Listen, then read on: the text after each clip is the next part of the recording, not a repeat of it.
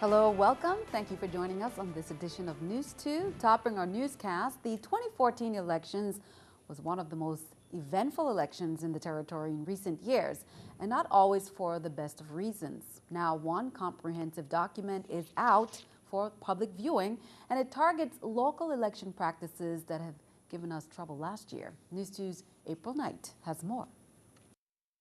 Claudette Georges, who chairs the Election Reform Advisory Council, is circulating the Election State Plan, a document that could potentially fix major problems in how the elections are done in the Virgin Islands. The election system state plan shows where we need to be, like in other words, those areas where we're not quite there yet and what we plan to do to get there in reference of meeting the requirements of the HAVA, which is Help America Vote Act. That includes smoothing out wrinkles in early voting, as well as shifting the election calendar so that military personnel and voters overseas can get their ballots 45 days before the elections. The plan, however, does not address the debacle with the voting machines during the 2014 general election. Board members at the time decided to keep voters from scanning their own ballots because the machine programming violated the VI code. There has been a lot of distrust in the election process, especially in the wake of the 2014 elections.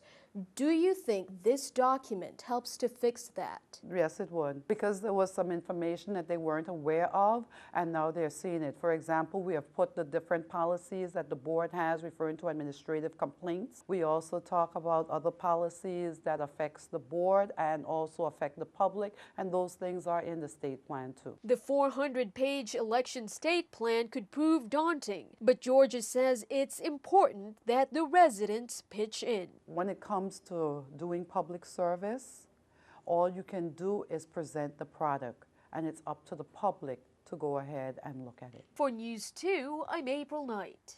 The election state plan can be fully accessed at www.vivote.gov. The public has only a couple of weeks remaining to comment on the draft. The delegate to Congress is in the territory this week. She is hosting 2 town hall meetings.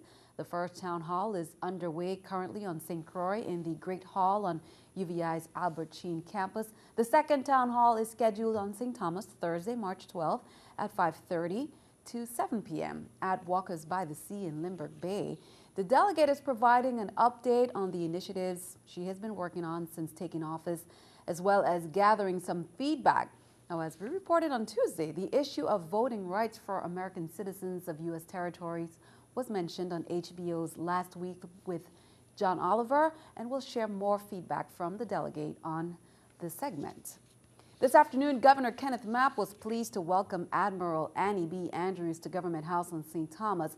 Admiral Andrews is the commander of the Naval Recruiting Command. The governor also welcomed Nathan King, commanding officer, Jimmy Holt Jr., National Chief Recruiter, and Josephat Satene, Navy Recruiter. Admiral Andrews wanted to convey the message to Governor Mapp that the Navy, working together with the Department of Education's Commissioner Designee, Dr. Sharon McCollum, they want to provide the opportunity for our younger generation to excel. They said the Navy is here to visit with a Eudora Ken High School student that has qualified to apply for one of the $200,000 scholarships. Count on 2 to keep you updated. Marvin Pickering, Director Designee of the Virgin Islands Bureau of Internal Revenue, reminds all calendar year corporate taxpayers that the due date for the income tax returns is Monday, March 16th. Now, since the actual due date of March 15th falls on a Sunday, that's why corporate taxpayers unable to file returns by the due date can file an application for extension by March 16th. Taxpayers should use Form 7004 to file the extension. Corporate taxpayers are also reminded to include the 10% corporate surcharge when calculating their total tax liability. You can call the office for more information. Fans are not too happy about the news. After 12 years, NPR 107.3 FM is going off the air in the VI. The last day of broadcast will be Sunday, March 15th. In a statement from WVGN, it read, NPR has been provided as a nonprofit service but can no longer continue due to the increased cost and declining listener donations. NPR will continue to be available via the internet at npr.org and NPR apps for cell phones or iPads. Innovative customers in the Christian Set, St. Croix area who have already been converted to the EVO network experienced an outage early this morning. The service interruption affected all services, including telephone, cable, TV, and internet. The innovative engineering team worked tirelessly to rectify the problem and restore service to all customers. With the exception of customers in Botsburg and Eliza Retreat, the team will continue to work diligently until all services in the aforementioned areas are fully restored to working order. Innovative apologizes for any inconvenience that these service interruptions may have caused customers. The VI Police Department is warning residents of a mystery shopper scam currently hitting the territory. The scam hires individuals to act like a customer and evaluate services at a business. The victims are essentially paid to shop and then report on the experience. Here's more. The problem is that the money order or check is fake. So when it bounces, which occurs after the unsuspected shopper wires the money, the consumer is accountable, in some cases criminally, to the bank for the entire amount of the fake check, plus additional penalty and fees. Also, in some instances, consumers are asked for personal bank account information. The company will then deposit money into their account for payment and funds with which to perform their secret shopper task. These consumers often then become victims of identity theft or have their accounts drained by the fraudster. And that was Kevin Jackson, the VIPD's public information officer. Well, Crime Stoppers needs your help to solve the following crimes. As members of our community of communities in the Virgin Islands, you and Crime Stoppers are a crime-fighting team helping law enforcement control crime. Remember, even the smallest bit of information could be the clue that helps to close a case. Here's our Crime Stoppers report on St. Thomas on Sunday, March 1st. At about 9:10 a.m., police responded to a shooting in the Anna's Retreat area. Officers found a male with multiple gunshot wounds who later succumbed to his injuries at the hospital. Over on St. John on February 27, about 1:30 p.m., a woman reported at the Jurgen Command that around 11 a.m. her wallet was stolen from her vehicle that was parked in the Kilroy's dry cleaning lot while she picked up her clothing. It was not until she arrived at home she realized her wallet was missing. It contained her driver's license from Georgia, credit cards, a health insurance card, and about $200 in cash.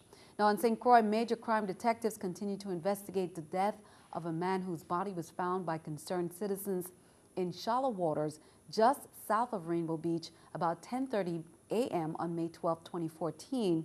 The victim, 29-year-old Cordelius Moncherie, had a deep laceration to the back of his neck. His family did report him as missing about 9:30 a.m. on May 12 and last saw him the day before about 7 p.m. Be sure to go to crimestoppersusvi.org or call 1-800-222-TIPS or text USVI plus your message to crimes at 274-637. Turn our attention overseas. Human remains and helicopter parts were recovered Wednesday after 7 Marines and 4 soldiers crashed in heavy fog during military training in Florida. Marines, soldiers presumed dead in Florida Panhandle. The crash, all service members were presumed dead after the Army National Guard's UH-60 Black Hawk helicopter went down offshore, a Pentagon official reported.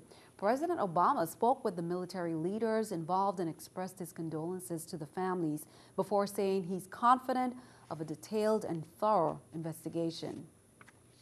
Keeping our eye on the economy, here's the New York Stock Exchange with our stock market watch. The Dow, Nasdaq, S&P all down. The Dow 27, Nasdaq 9, S&P 3. Coming up on News 2, as we continue to recognize VI History Month, we remember 2 patriots who withstood racial discrimination and proved that the sky's the limit. That's coming up next.